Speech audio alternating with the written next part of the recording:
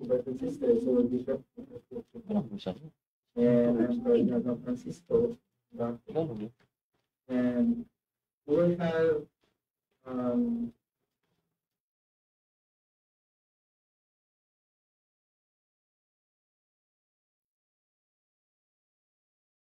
we will have our opening hymn um, on hymn number 229, Today World Sunshine. And we'll invite Sister Shanti of the Gundahulu from Mamaniguar to offer us the opening prayer.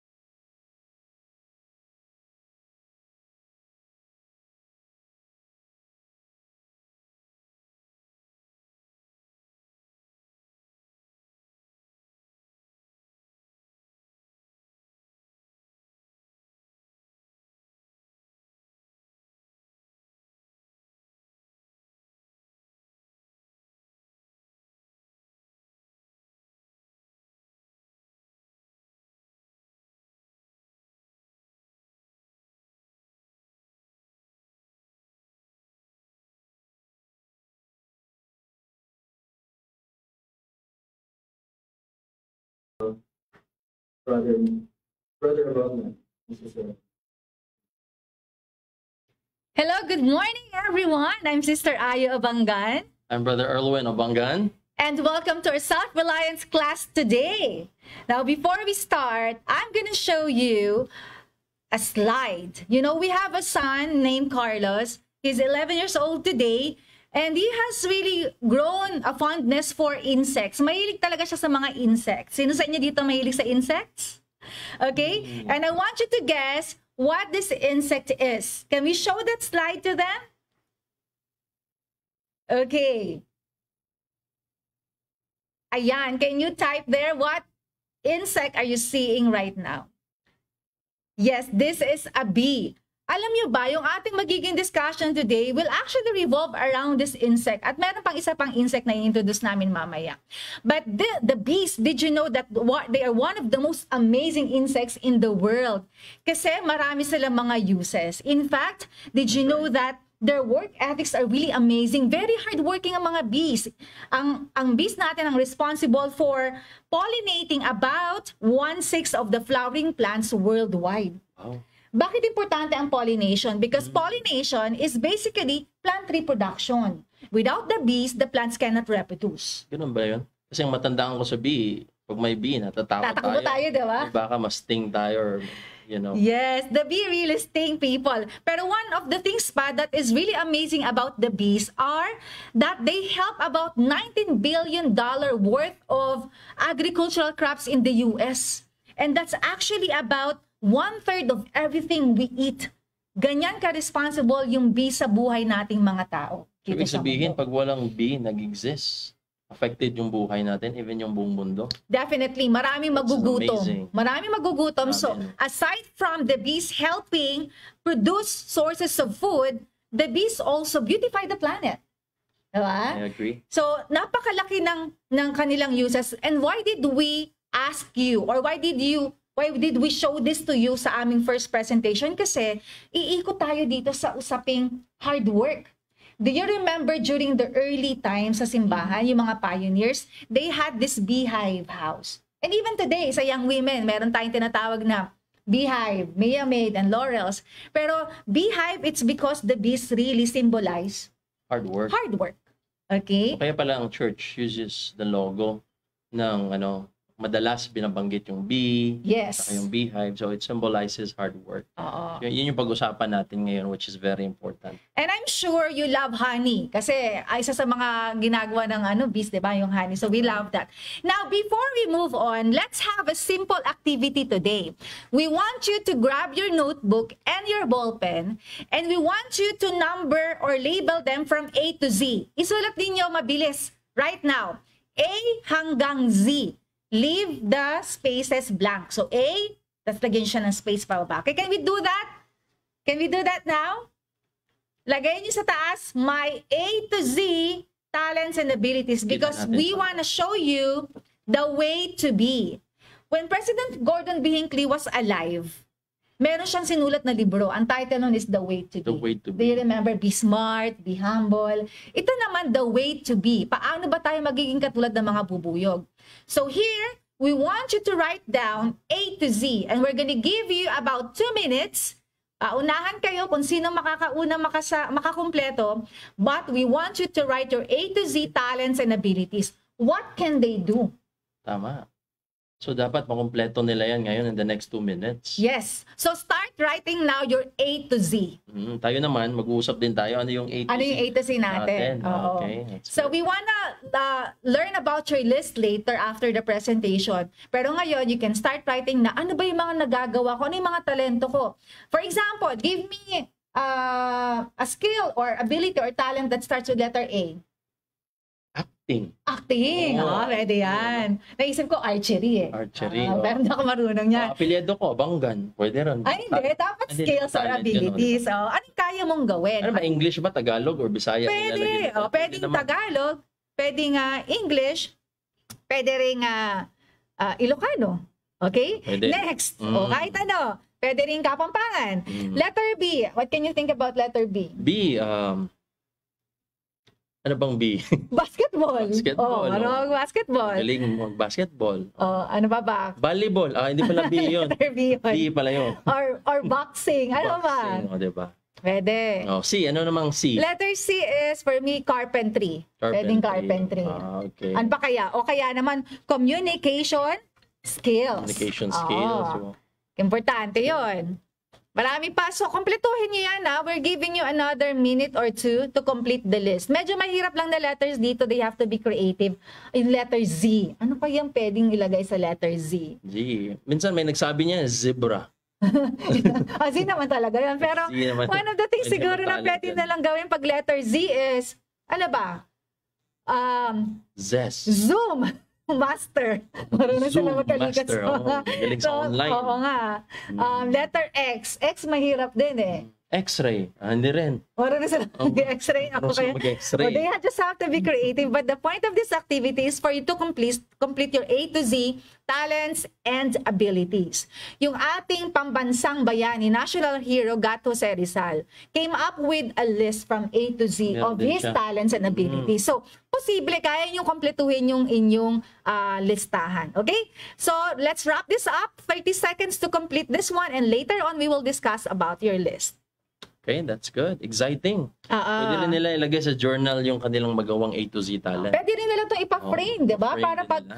actually, ang purpose nito kung bakit natin pinakita sa kanila is for them to realize that they have a lot of potentials, that they are actually, maraming kaya nilang gawin. Tama. No? Kasi since self-reliance ang pag-usapan natin, so it's a better way to start knowing about ourselves and our talents. Kung ano bang meron tayo para maging self-reliant tayo. So, we are abundant with blessings. I love that. So we will start this by having this abundant mentality. Tingnan natin gaano ba tayo kayaman with all of the things that we can do in ourselves. And malalaman natin mamaya ano kaya ang magiging use nito, lahat ng kaya mong gawin in service to other people. Oo.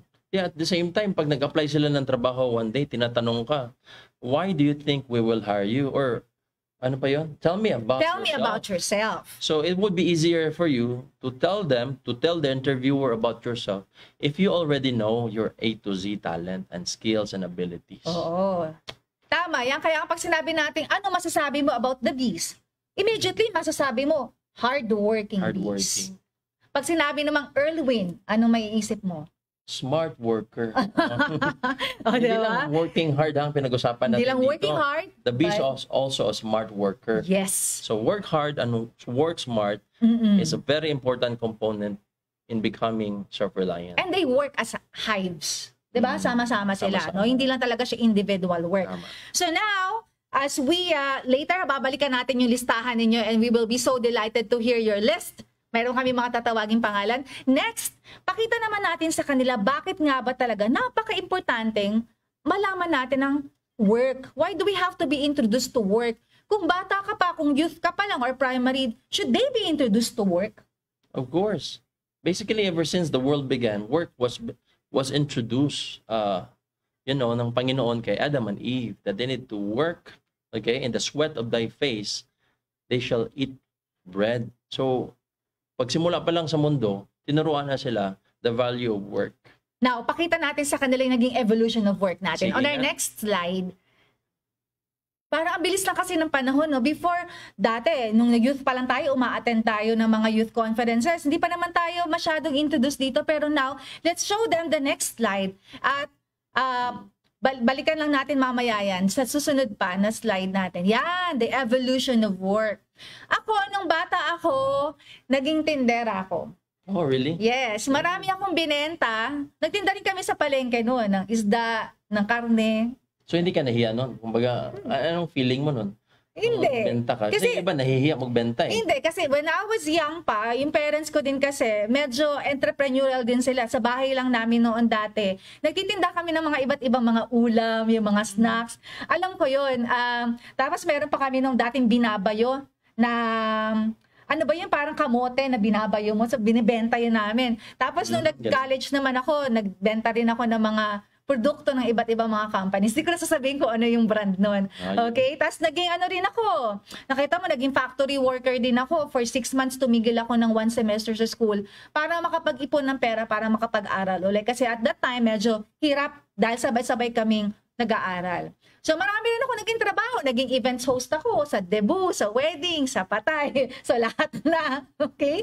And basically, my work for the last 20 years evolved around sales, marketing, training, and development. Wow, ang dami. Oo. Ano naman yung mga naging Tama work pala, mo? ikaw na pangasawa ko. Talagang safe na safe ako pagdating sa buhay. O akala mo, ikaw lang may experience. Ako meron din ako experience.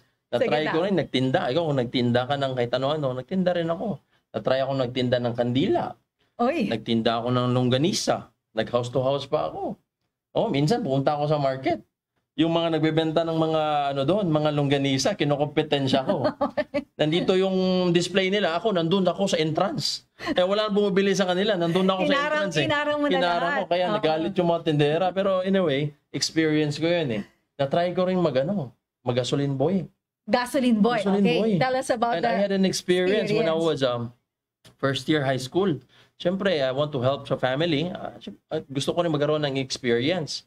So, siyempre, excited ako na maglagay ng gasolina doon sa isang kotse. Ito yung memorable experience and unforgettable experience. Mm-mm. Oh, biro mo, yung may-ari ng kotse, yung Mercedes-Benz ba yun? Oh, bagong-bago. Sabi ko, sir, ang ganda naman ng mo, kotse. So, during few minutes, na-close ko yung yung Ganda ng may-ari. rapport. Oh, Ganda. nakapag-usap ka. Kasi parang babalik siya. Ito ang matinding nangyayari. Instead of gasoline na ilagay ko, ang nalagay ko diesel. Sa sobrang kabisihan namin nag-uusap, Lagot. diesel ang nilagay ko. At bigla akong pinawisan ng lamig. Alam mo yung galit, instead close na kami, nagagalit yung may-ari. Sabi niya, dapat tanggalin mo yung gasolina dyan, yung diesel. Nilagay mo, Kasi oo. gasolina dapat yan. So, ano ginawa mo? Doon ko, nasubukan yung maglagay ka ng tubo. Lagyan mo siya ng hose. Tapos sipsipin mo pala yon. Pag sinipsip mo, saka ilalabas yung gasolina. Tapos lumabas yung gasolina, yung iba, nalunok ko eh. Sabi ko, masarap pala yung gasolina. So, hindi ako nakialam anong lasa ng gasolina at diesel, pero yan yung experience ko pagdating sa work. So, But what have you learned in that experience? But I learned, sabi ko, ayaw kong ma-experience yung mga ganito. Although na-insulto ako during that time, kasi nagalit yung nagalit yung may-ari. Pero I learned a lesson na I need to be successful in life. If I don't want to stay on my position or in this kind of situation, I need to be successful in life. So, and that's the time I told myself that you need to work hard early and you need to work smart in order to become like this person that owns also a car. Yun. So, the way to be. Way to be. Oo. So, gasoline boy, nag-Jollibee din ako. Okay, naging service pero crew. Hindi ko na ikwento, mahaba na yung kwento eh. Pero Nagkwento. nag-service crew din ako. Pero ako naalala ko, may isa akong trabaho, dalaga pa ako noon, medical representative. Pero hindi sa gamot, sa hospital. So I would go to different hospitals around Metro Manila. Tapos ang kausap ko, hindi mga doktor. Mga kausap ko, mga hospital engineers. Okay. At alam mo kung saan ako dinadala? Which part of the hospital? Yung may kinukwento mo, mga putol na pa. Yes, dinadala ako doon sa kanilang lugar na nilalagay nila yung mga human waste. Yung mga putol na paa, putol na kamay, yung mga tinanggal na mata. So, gano'n, medyo gory. Kumakain sila. But anyway, ang ano noon is, because I was selling them the service na kapag kami ang kumuha ng kanilang mga human waste, we could reduce the waste 70%, wala nang amoy at saka magaan na yung basura. That was a hard Galing. product to sell because hard service to sell kasi nga first time it was an innovative product na inoffer namin, pero grabe din yung experiences ko no. Nagda-drive ako sa EDSA, ang daming beses kong nakabunggo, ilang beses ako nahuli, but you know what, I survived that and learned a lot of things. Galing. Nag-credit card, telemarketer din ako. Nagpapagalingan talaga tayong dalawa, no? Paramihan, marami din. Na-try ko rin. Na-try kong gumawa ng sabon. Nagkaroon kami ng livelihood project sa isang cooperative here in Cebu. So, kami yung nagpo-produce ng sabon para doon sa mga less fortunate brothers and sisters at saka mga kabarangay. Ayun. So, ang dami. Ako rin, umakyat din ako ng ibang bundok na nagtrabaho ko sa Avon, sales trainer ako na, posturang-postura ako, naka-high heels pa ako, naka-makeup. Pero ang dala kong projector, alam mo, mabigat pa noon, yung gumagamit ng acetate. Ang bigat nung sinasakay ko sa bus minsan nakalimutan ko. Hinabol ko talaga yung bus para makuha ko. But you know what, brothers and sisters, why are we sharing these things to you? Because work is fun, right? Yes. Uy, huwag mong kalimutan, nagturo din tayo ng Koreano. Ay, oo, tama. Nagturo tayo ng Koreano, nag-piano lesson pa tayo. Ang dami natin ginawa. And during our first year of marriage, nagbukas tayo ng negosyo at sinara din natin after a few Sinarado weeks. din. So, napakadaming experiences are surrounding work. Pero one thing that I've learned, no, Pangga, is that work is essential to our lives. Yes. And it makes us happy. And it makes us productive. Ikaw ba, ano ba yung naging dream job mo nung bata ka? Musician talaga ako. Gusto ko magturo ng music. And at the same time, gusto ko magsalita. Mm-mm. Although mahihain ako at a start, pero gusto ko talagang magsalita because I want to inspire people. So when we talk about job, so marami ako naging dream job, but right now, na-accomplish ko siya because I was able to do it, speak publicly to people, and at the same time, train a lot of people through public speaking. Yes, but there was a process involved. Hindi mo kaagad nakuha yan nung gumraduate ka ng college o kaya nung bata ka pa, Yes, of di ba? course. Nagsimula ako, ang audience ko, mga grade 1, mga kindergarten. Oo. Padaling kausap So, yan ang dami kong audience, mga 10, 20. Enjoy na enjoy sila. Nagmamagic-magic pa ako during my talk. Pero ang maganda, palakpak sila. Hindi man lang naintindihan yung sinasabi ko eh. Oo. Pero doon ako nag-start ng practice. But there was... At eventually, Yes. yung mga adult audience na rin. But I Oo. started, mga bata kausap ko. And there came a time also when you were invited by a big company to speak to thousands of their agents or parang salespeople. Oo. And you were paid. I'm paid. Oo, medyo malaki yung pay mo doon. Tsaka gulat ako doon sa audience. Oo. Mga nasa 3,600 audience. Oh, yun. di ba? Dati For the first time. bata lang. Ngayon, mga matatanda, pwede mo na silang Oo, mailad. experience yun. Joke lang.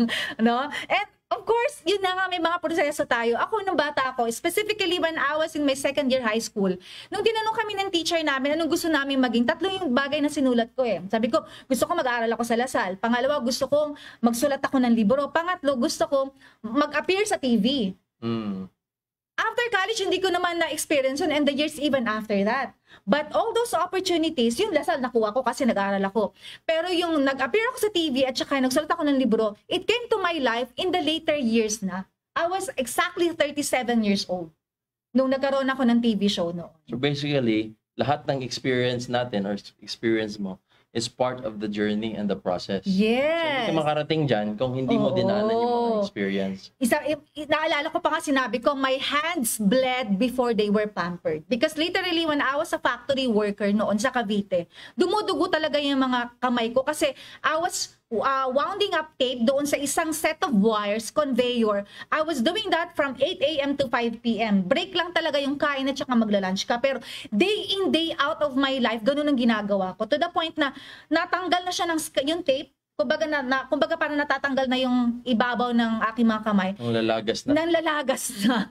Pero years after that, or actually a year after that, nasa beauty products naman ako. Ang ganda-ganda ko naman, no? Nilalagay ko na dyan, lotion na naman, mabango. Okay, so, brothers and sisters, you are enjoying our batuhan dito ni aking Pangga. And we want to ask you right now, on your paper, I want you to write, or we want you to write, what is your dream job? Or what is your dream career? Importante yun no? Kakaiba ba yung job at saka career sa tingin mo? Ano sa palagay ninyo? Magandang discussion yun eh. Correct, oo nga. Ano ba pagkakaiba ng job and career? Oo, kasi parati mong maririnig. Like for example, I enjoyed my career. May iba naman nagsabi, I hate my job. I hate my job. So minsan napaisip ako, ano bang pagkakaiba job at saka career? Ako naman, depende yan. Kung anong feeling mo pag Lunes pa lang ng umaga. Paano yan? Pagising mo sa Lunes ng umaga, between 8 to 9 a.m., pag masama yung loob mo, papunta doon sa trabaho mo, para sa akin, job lang yon. Hindi career yun. Nagmumurmur ka, I hate my boss, I hate my job, I hate... Alam mo yung ang sama ng loob mo? Tapos pagdating ng alas 4:30 ng hapon, malapit na mag-alas 5, masaya ka na naman. Kasi uwi ka na naman. Pero sa akin, trabaho lang yun.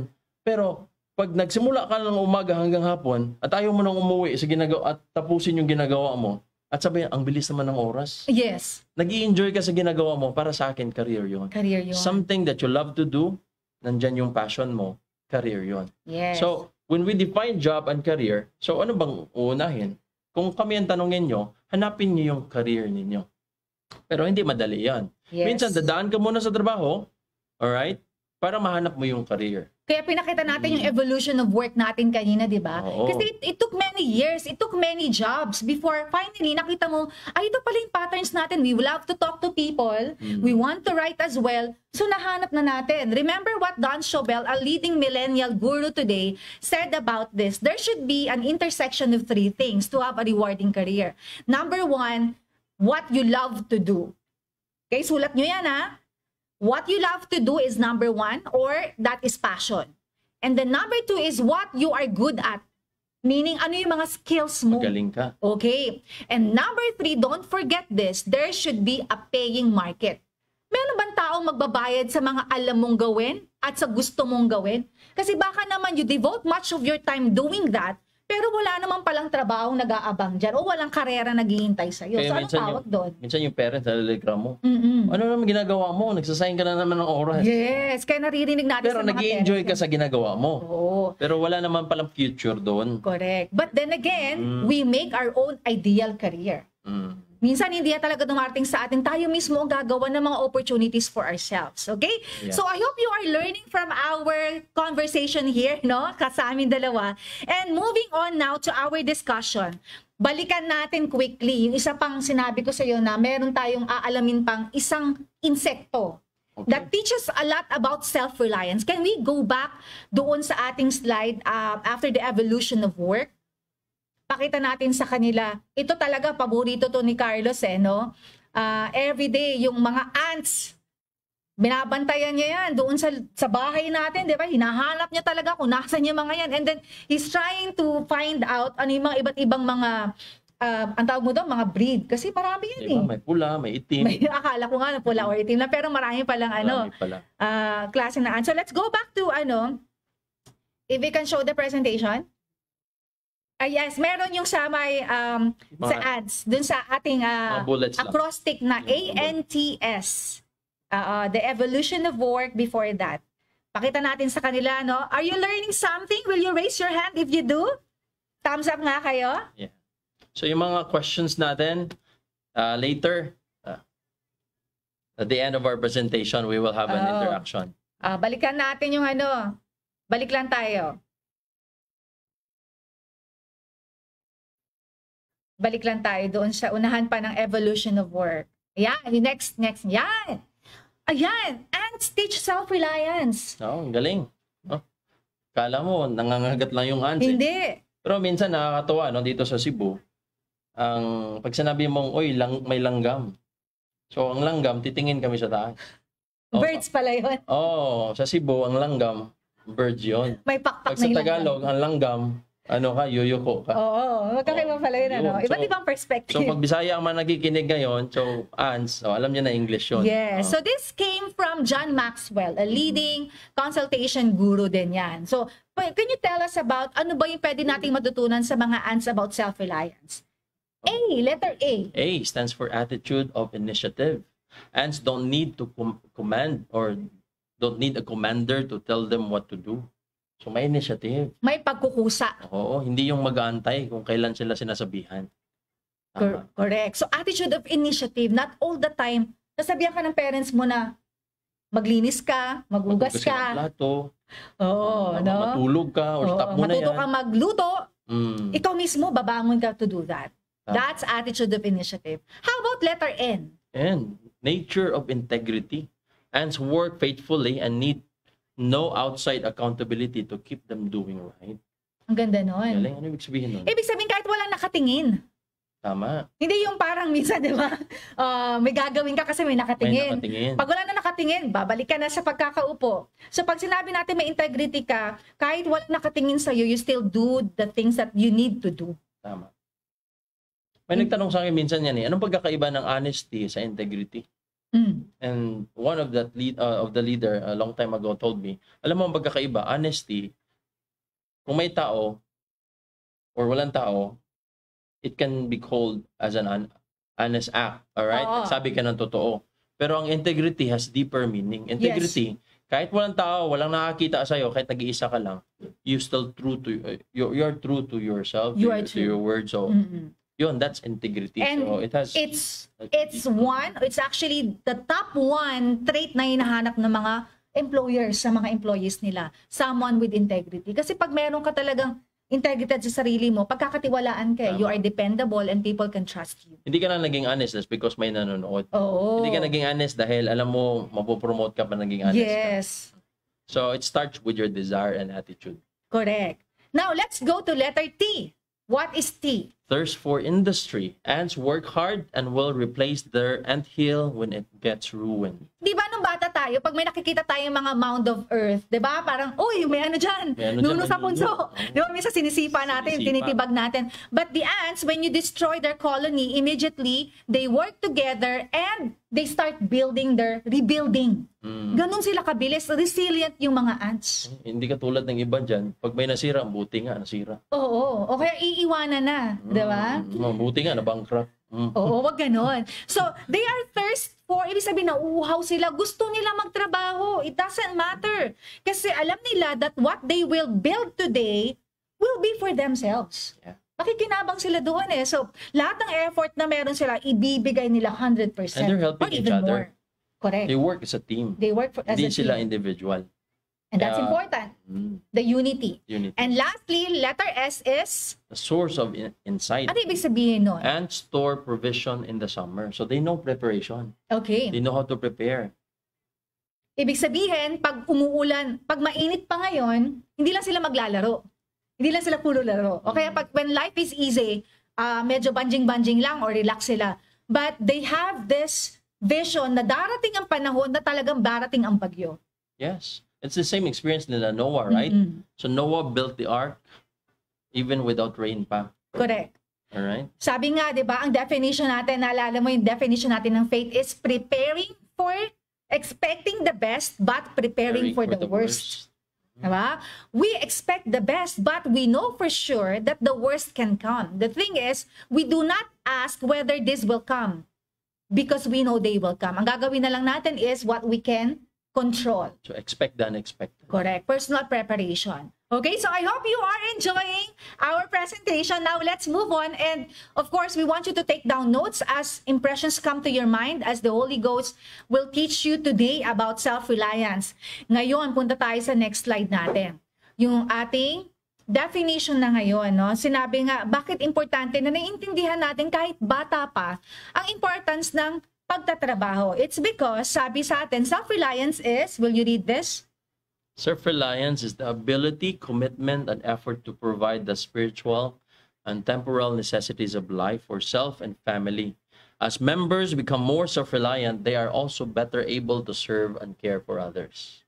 Ano Galing, ibig sabihin nun? So, tatlong sinabi dyan. May ability, the commitment, and the effort. Hindi pwede puro ability lang. Yes. Kailangan may commitment and effort. Hindi lang puro commitment.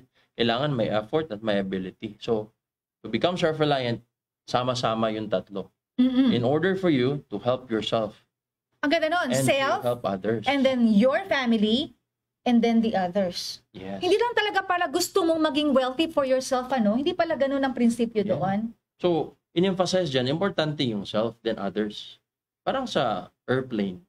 Diba? If there's an emergency, Oh, you have to put on your... mask first. Yes. Then next, put the mask. It's either for the child or Kung sino yung katabi mo sino before yung helping kata- others. helping others. Correct. So we have to build ourselves first. Babalikan natin yung A to Z talents ninyo. Kaya kailangan alamin mo ano ba ang meron ka sa sarili mo na pwede mong i-offer. Because really, in the building up of the kingdom of God, everybody is needed here. Now, pag-usapan natin ngayon, yung tinatawag na ano ba ang mga kaaway ng self-reliance? Ay, matindi yun. What are the enemies of self-reliance? Are you ready? Isa-isahin natin to and we want you to really list them down because who knows, baka kayo minsan ini-embrace nyo yung gantong klase ng mga pag-uugali. Let's start. Importante alamin yung enemies talaga, no? Oo. Dito malalaman na natin ngayon. Kasi pag hindi, baka all your life, nabuhay ka sa mundo, Mali ang hindi alam mo mo. nalaman yung enemies. Correct. Kaya pala hindi ka naging successful at minsan biniblame mo yung Ibang tao. Ibang tao. Kaya pala miserable ka. Kaya hindi ka umuunlad. Kasi ganito ako. Kasi ang parents ko, ganyan. Oh, so now, we want you to really pay attention sa ating enemies of self-reliance. We have to identify them and recognize them. Number 1 is pride. Ano ibig sabihin ng pride? Pride. Ang naalala ko ito, sun pride eh.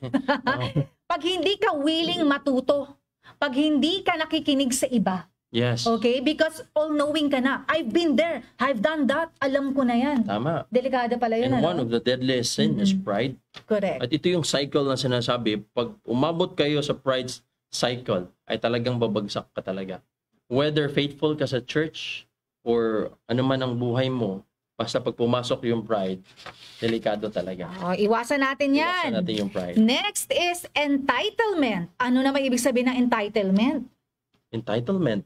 Yung feeling mo na parang dapat tulungan mo ako dahil Oo. member naman ako ng simbahan. Dapat tulungan mo ako Kasi kasi anak ako ni ganito. responsibility mo ako. So, yan yung entitlement. Without exerting your effort. Oo. Gusto mo binibigay na lang sa'yo nang hindi mo pinaghihirapan. Sa ngayon, pandemic. Yes. O dapat ang 6,000 na buloy. Ayuda daw. Ayuda pala. Oo. Ayuda na gawin na ron 10,000 kahit wala kang ginagawa. So, ang gusto mo palagi, entitled ang tawag doon. So, Oo. dapat meron kang ginagawa for you to be not to be Grabing entitled, enemy to. but to get the... grabing enemy to kasi pagka ganyan ang attitude mo, hindi ka talaga willing mag-sweat out to get things, to yung mga goals mo. Alright? Next is deceit. Deceit. Ano bang Tagalog nun? Yung panloloko. Ang loloko. Oo, niloloko mo yung sarili mo. Yan yung mahirap, no? Na Oo, enemy. correct. Na you're deceiving your own selves. So, Alam mo nang mali Alam mong mali, pero para sa'yo, pinapalabas mo na tama. dahil Oo. gusto mong lumusot. Gusto mong lumusot. Gusto mo lang talagang, actually ano yan eh, katambal yan ng isa pa eh, mamaya malalaman natin. Di may kasabihan na, ano, fake it till you make it. Oo. Na gusto mong ipapalabas na successful ka, in reality, hindi naman. Oo. Wala namang problema na magdamit ng maayos, mag-groom ng Ay, oo, maayos. magandang ano yun. Pero yung iba, ipapalabas niya na, hindi, mayaman naman ako. Mayaman na. So, ipapalabas niya sa mga tao na okay siya, but in reality, hindi naman. Hindi naman. So, ibig sabihin, dinideceive mo lang yung sarili mo. At ang mangyayari pa nga sa'yo nito, syempre naghahabol ka sa meron ng iba, lalo ka mababaon ngayon sa mga sarili mong mga inhibition sa sarili mo. At dyan right? napapasok yung ano, mabuti ba siya? Meron siyang ganyan. Correct. Covet. Oo, Magko-covet na tayo. magko-covet ka na ngayon. So, Mm-mm. dangerous pala yung ganun.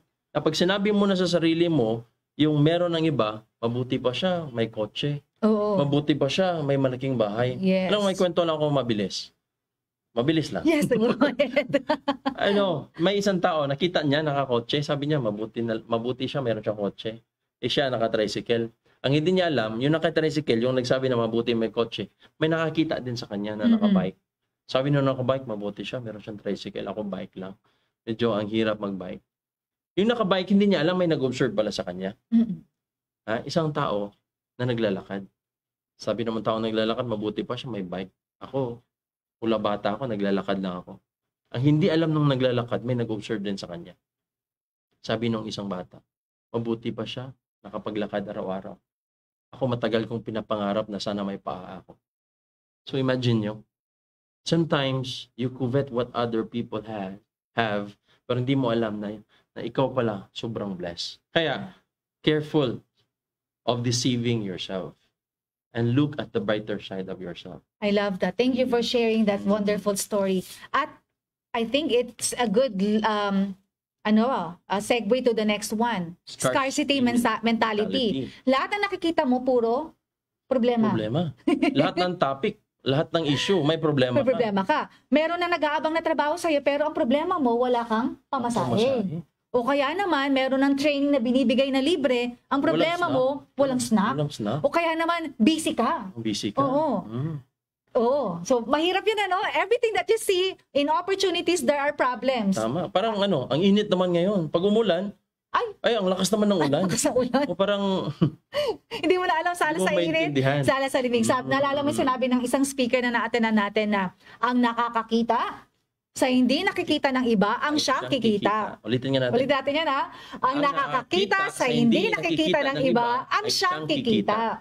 So those people who see the opportunities in crisis are the ones who really have productive lives. Yes. Lalo na ngayon, pandemic. Akala ninyo, problema lang meron. Pero Oo. marami pong yumayaman ngayon. Maraming nagkaroon ng maraming opportunities. And a lot of young people today have discovered their talents kasi nga, technology. So this is your advantage amid the pandemic. Meron kayong dapat or pwede kayong makapag-discover ng mga bagay na pwede nyong gawin para kayo din ay maging financially independent. That's right.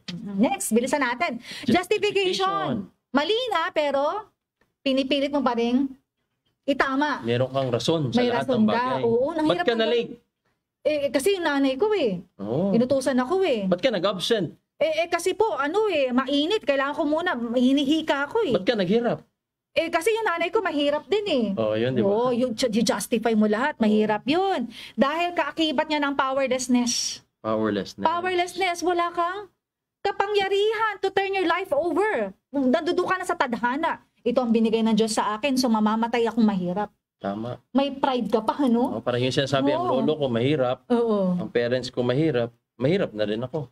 Mali yun. So ngayon, ang susunod na anak, sabihin, mahirap na rin sila. Oo. Legacy of poverty. Legacy, Paano yun? ano? Kaya hindi tayo nakakawala because of that.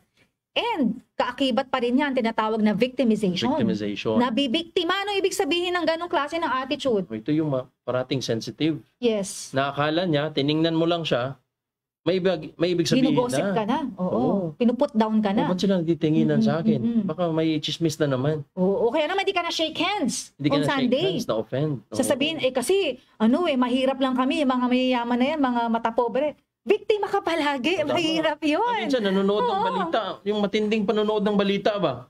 Napaglabas na sa bahay, tingin niya sa lahat ng mga tao, medyo Hold-upper na. Hold-upper. Patumingin sa akin, hold-upper yata to eh. Yun. When you are Feeling victim. feeling a victim all your life, you will never get out of that hopelessness and powerlessness. Yeah. Yes. Especially to the youth, YSA or anyone who are listening to this training is a lot of people who feel like that, na talagang victim. Dito lang ako talaga, dito ako pinanganak, dito na rin ako mawawala. So do not define yourself because of your present situation. Yes. You are way beyond that. Tama. And someone said, if there is no enemy within, the enemy outside can do you no harm. Ibig sabihin, pag hindi mo kalaban yung sarili mo, hindi mo feel na you are a victim. So you have a winner's mentality. No to being a victim. No being a victim. Wala kang kalaban. Wala. Ikaw lang, sarili mo lang talaga. Sarili mo. Yes. Isa pa, minimize or catastrophize. Ito yung bagay na pinaliit mo, pag minimize mo, o kinakatastrophize mo, pinalalaki mo yung storya o yung issue. So maliit lang ang bagay, pinamalaki. Correct. May iba naman, malaking issue pero minamaliit. Naalala mo yung may isang bata, nakakita lang siya ng bulate. Pero by the time na nakarating na sa ibang tao, ahas na, sawa na. Oh. Okay? That's catastrophize. Meron naman yung malala yung sitwasyon, pinalalabas mo na hindi siya malala. Ayun. Iba rin yun. Malaking Yung problema iba, lolo rin niya yun. nagkasakit. Pagdating doon sa unahan, patay na. Oo. O, diba? Oo, yung mga ganun. Correct. Kaya daw siya na-late, may emergency sa bahay. Pagdating doon sa balita, namatay daw yung lolo mo. Sino nagsabi? Yun yung balita eh. So, Correct. nagkaroon ng O kaya naman yung hindi ka complication. nagkakatrabaho o hindi ka marunong kumita ng pera, ang sinasabi mo lang, talagang wala kang pamasahe, pero ang totoo pala nun, tamad ka lang pala talaga. Ayaw mo lang pala talaga. Ayaw mo lang ipahalata sa kanila, okay? Ang dami palang enemies of self-reliance, ano? Ang dami nating dapat i-beat. And then, before this one, meron pa, people-pleasing. People-pleasing. Bakit enemy of self-reliance ang people-pleasing? Dahil kahit mali yung tao, sinusuportaan mo. Because you don't want to offend people. So, importante yun. Na you are no respecter of persons. Iba naman yung ina-avoid mo yung conflict. Iba rin yung piniplease mo yung mga tao. Kahit mali sila, piniplease mo sila. Correct. Yung nga sinasabi, nagsisip-sip ka na naman dahil meron kang hingiin sa kanya. Kahit mali siya. Okay? Or on a deeper level, if you want to achieve something, you have goals, but then hindi kasi yan ang ine-expect ng tao sa'yo, yung mga friends mo, because gusto mo lang talaga silang magkaroon ka ng sense of belongingness na meron kang kaibigan, pero kinalimutan mo yung sarili mong mga pangarap. That's not good. And I believe everyone has a gift. We are unique. Alright? Parang sa natin, yung ating, anong tawag dito? Print. Thumbprint. So this is unique, kaya ginagamit ito sa mga legal documents na pag hindi ka makapirma, thumb-mark, because it's unique. Yes. So it's a message also for all of us that we are unique. Yes. If you have a dream or a gift, gusto mong gawin sa buhay mo, na sa tingin mo inspired kang gawin mo. You don't need other people's opinion Or you to do that. validation. Or validation. Yes. Kasi minsan, pag marami kang tinanungan at puro negative sinabi, natatabunan ka na rin sa sarili Yes. nilang mga opinion. Mm-mm. At sinabi mo na rin, hindi para sa akin tong pangarap na to. So you move forward and doing the things that other people are doing. So again, you don't need validation to achieve your dreams. Yes. Because it is given to you as a gift. I love that. Kaya ang sabi natin, one final enemy of self-reliance is giving up. Don't give up. Kasi pagka nag-give up ka na, wala na. Wala na. People can survive without food and water for days. Pero pag nawalan ka na ng pag-asa sa buhay, hindi ka makakapag-last even a second in this world. Tama. Kahit sino pang mag-encourage sa'yo, sino pang mag-advise sa'yo, Mag-motivate good things, sa'yo. magbasa ng scripture sa harap mo, wala silang magagawa if you yourself give up on yourself already. So do not give up on yourself. Brothers and sisters, we want you to throw all the enemies of self-reliance in your life. Itapon mo sila, ha? Do not embrace. Ayun, tinapon na ni Brother Erwin. Sabi ko kasi itapon. Okay? Now, let's move on to unlocking the self-reliance. What are the keys that we will use to unlock the self-reliance in ourselves? Since nalaman na natin sino yung kaaway natin, palakasin na natin yung mga sarili natin. Yun. Okay? Oh, maganda And yun. there are only 4 principles that we want to teach you today. And these are the principles of self-reliance, starting with exercising faith in Jesus Christ. Wow. Why in Very Jesus important. Christ? Very simple, because He is the sure foundation. That where anyone, if we build our foundation on Jesus Christ, we will never fall. Sabi nga sa Hilaman. I understand. If you exercise also faith in our Savior Jesus Christ, it shows that you know Him. Yes. Sabi nga ni Prophet Joseph Smith, if you want to understand yourselves, you need to understand the character of God. Yes. Para alam mo, no? The exact words Because is, in comprehend. order for you to comprehend yourself, you need to comprehend the character of God. So Because having faith in our Savior Jesus Christ means knowing Him better by reading the scriptures, going to church, paying tithing, obeying His commandments in order to exercise faith in our Savior Jesus Christ. I agree. Be grateful that it's one of the earliest doctrines that we have learned in the church. Knowing that we are sons and daughters of God. That means to say, we are children of the most powerful being in this entire universe. Yes. At minsan, madali lang sabihin, ano? Sasabihin ngayon ng mga nakikinig, ang dali lang sabihin yan, pero mahirap talaga yan sa totoong buhay. Well, hindi naman first time yan na may nagtatanong na mahirap magkaroon ng faith. Even sa panahon ni Joseph Smith, nung nakulong siya, sa panahon ng mga apostles and prophets during Jesus Christ's time, they also asked the same question. Even the Savior Himself asked that question. Bakit ang hirap? Remember yung experience ni Jesus Christ during sa Garden of Gethsemane? That He asked our Father in heaven to take this cup away from me, sana. But He said, thy will be done. So Jesus Christ experienced hardships.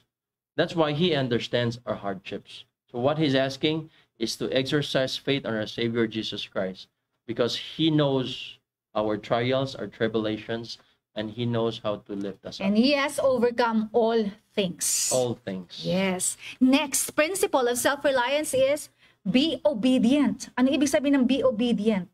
Be obedient saan? Sa kanya mga commandments. Commandments. Ilan bang commandments? Madami ang commandments, di ba? And one of the commandments that we would like to emphasize, brothers and sisters, I'm talking to you, is be obedient to the laws of tithing and the law of fasting. Yan talaga. I bear with you my testimony when I started earning money and when we met the church, nung nabinyagan kami, I really pay my tithing.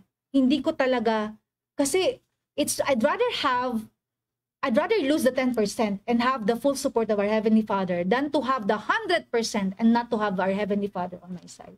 And the greatest thing in relation to self-reliance, if we are obedient to a certain commandment, the blessing is attached to it. It says in the Doctrine and Covenants that there is a law Irrevocably decreed in heaven. before the foundation of this world. If we obtain any blessings from God, it is by obedience To that to law. that law upon which it's predicated. So if we want to become self-reliant, you talk about being obedient, there's what we call the law of abundance. Yes. If you follow the law of abundance and you know the system and the process of being abundant, you will be blessed. If We you- follow the laws and we will reap the blessings attached kasi talagang meron na yan eh. That's right. Kaya balik tayo, exercise lang faith in Jesus Christ. Then and we obey. will obey. And then after that one, we need to act. Act is very important. Three-letter word, but napakalaking meaning ng act. Bakit importante na meron tayong action sa buhay? That's right. Because kung walang action, puro lang iniisip, parang ganito lang yan eh. Meron kang pangarap, meron kang naisip ngayon na idea. Mm-mm. Gusto mo magtayo ng negosyo, gusto mo mag-open ng school, gusto mo mag-open ng sari-sari store, ng grocery store. Puro idea. Ngayon, may kapitbahay ka or kakilala nag-open, anong sabi mo? Idea ko yan eh. Idea ko yan. Dapat ako nauna niyan. Pero ano Kaso, nangyari? hindi ka nag-act eh. Yes. Nasa mind mo lang eh. So kaya, walang nangyari. So same thing. If you want to become self-reliant, it is very important to act. Yes. Whatever principles you know, whatever doctrines you know, pag walang action, wala talaga. It's dead. It's literally So dead. faith without works is It's dead. literally dead. Okay, and last one is, I love this. Serve and be united. Serve and be united. Bakit ganon? Nung una, sarili lang, pero ngayon ito na yung sinasabi sa atin. We have to serve and be united. Why? Yeah. We can recall the word Zion. No? Sa church, parating binabanggit yan. And we need to build Zion, gather Israel, because the Lord wants us to unify the saints. So pag self-reliant na ikaw, ako, ating brothers and sisters, it would be easier to serve and continue to help each other and be united. Pero kung hindi tayo self-reliant, kanya-kanya tayo. Ha? Pagkain, wala tayo, pamasahe, wala tayo. How Wala can we tayong build trabaho. Zion that way? It would Mahirap yata It yun. would be very hard. Mm-mm. Kaya minsan, makikita mo, bakit si ganito gusto naman niya mag-magnify ng calling, pero bakit hindi siya nakapag-magnify? Kasi nagtatrabaho siya ng Sunday. Bakit hindi siya makagawa ng missionary work? Kasi pinatrabaho siya ng kanyang boss. Oh. Pero nandyan yung desire. Correct. Okay? Pero hindi naman masama yung magtrabaho. What we're saying, if everyone is self-reliant, madali mo lang magkaroon ng option na gawin mo to or hindi. Correct. Pero kung wala kang option dahil hindi ka pa self-reliant, wala kang magagawa. Yeah. So now, do you now realize how important these things are? No? Yung ating mga principles. Kasi dyan nagsisimula sa sarili muna natin before natin na-extend ang tulong sa iba. Now, very quickly, before we end this discussion, because we will have the time for our engagement with our audience today, papakita ko naman sa inyo yung tinatawag nating mga tools sa self-reliance. You know, this is another topic na talagang maraming oras natin pag-uusapan, but one thing that you can do is to talk to your WSR, the Welfare and Self-Reliance Services Manager in your area, and ask them, ano ba yung mga tools na yon? But quickly, I'll go through the list.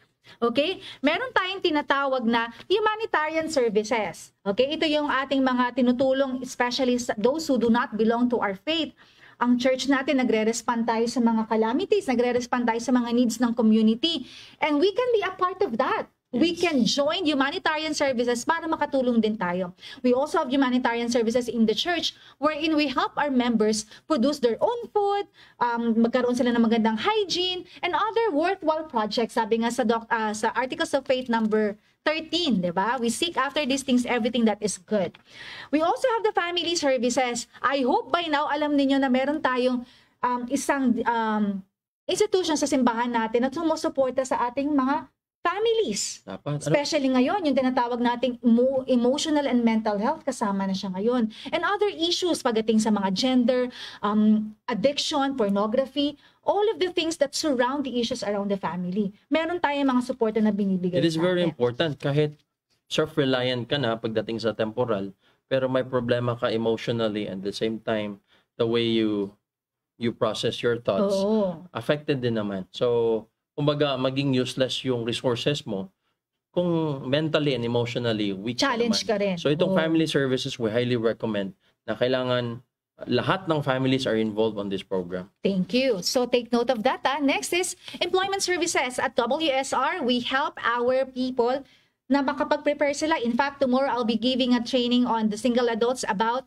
how to prepare their mga resumes nila and how to prepare for job interviews. Yes. Kasi importante talaga yan na lahat tayo may trabaho. Yes. Oo. At saka minsan, kahit complete ka na ng mga documents, pero hindi ka naman ready. Oo. Hindi ka employable. Mm-mm. Importante, especially yung skills sa interview.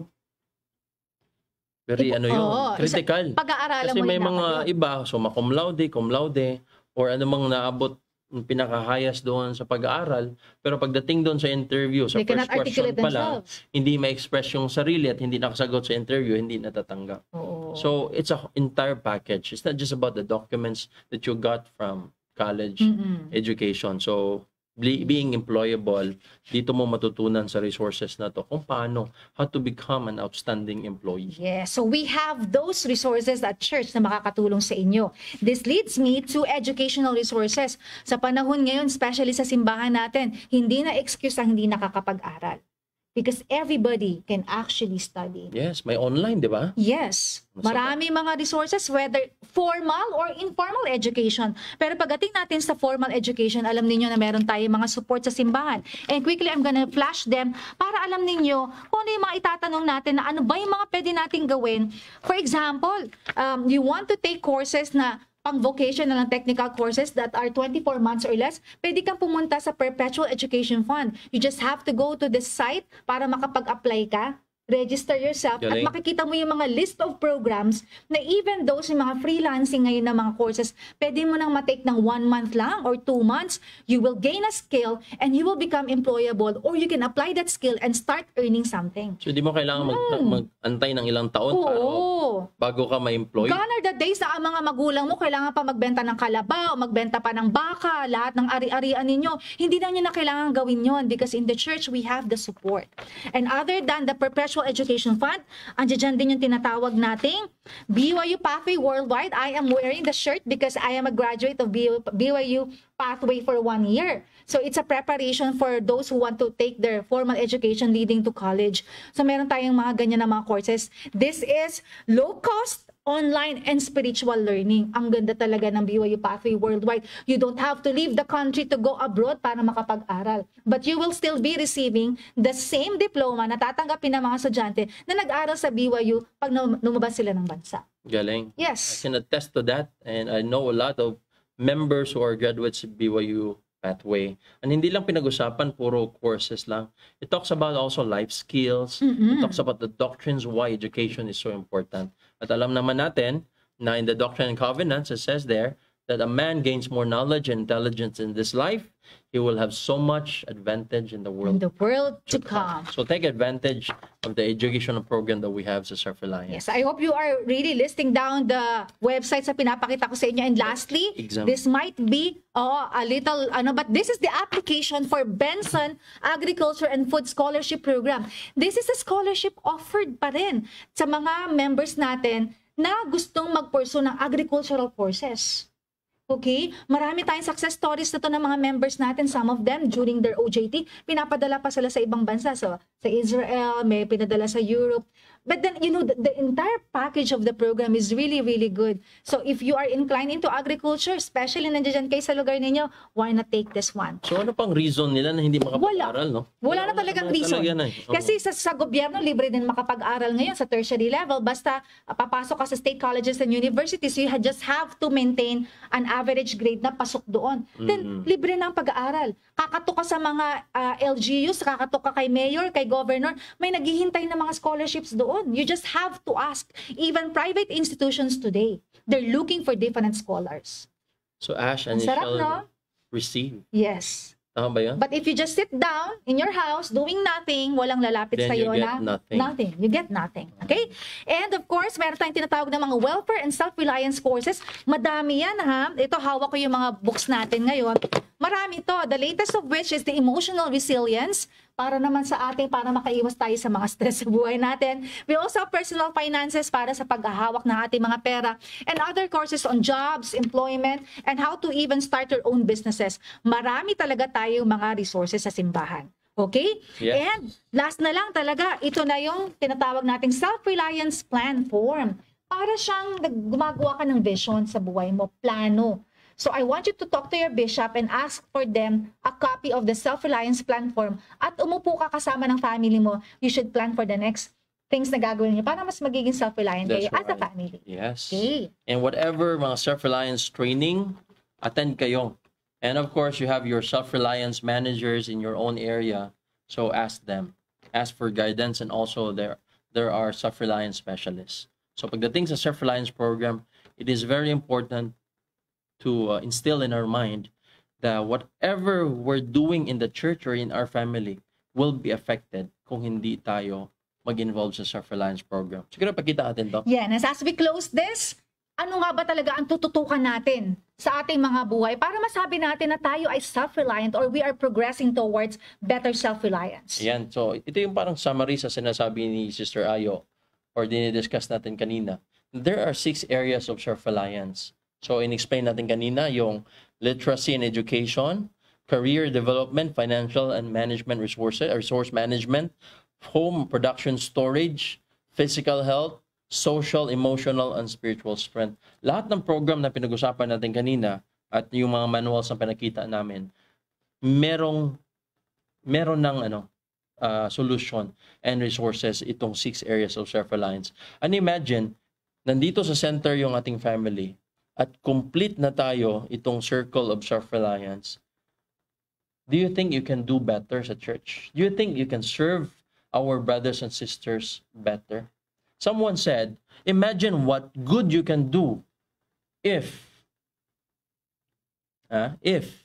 walang issue kung sino makaka-receive ng credit. Self-reliance people don't think of what's in it for me. Self-reliance people always think of what can I give? What can I do for you? How can I serve you? But a self-reliance person always says, what can I get? Right? What's in it for me? So, let's be self-reliant, brothers and sisters, and our topic for today really is so important. If you want to focus on missionary work, you want to focus on family history, what else? Magnify your Lahat. calling, Oo. just be self-reliant. And it would be easier if you are attending the classes ng ating self-reliance program. Yes. And as we close this, I'd like to leave with you a quotation from Marion G. Romney. Sabi niya, without self-reliance, one cannot exercise this innate desires to serve. How can we give if there is nothing there? Food for the hungry cannot come from empty shelves. Money to assist the needy cannot come from an empty purse. Support and understanding cannot come from the emotionally starved. Teaching cannot come from the unlearned. And most important of all, spiritual guidance cannot come from the spiritually weak. Brothers and sisters, we bear record of the truthfulness of these things. The earth is full and there is enough and to spare according to the scriptures. The Lord wants us to be successful, all of us, not just a select few, but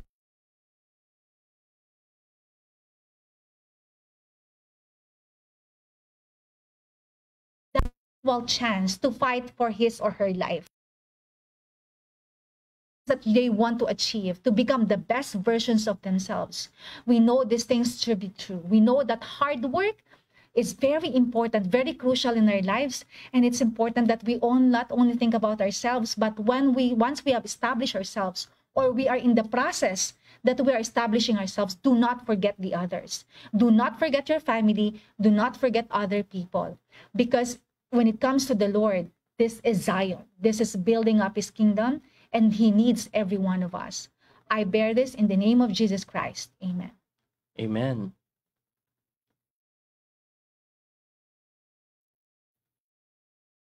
So, Okay. Now, brothers and sisters, we're open to answering some of your questions, or meron ba kayong gustong ibigay na mga comments regarding our class today?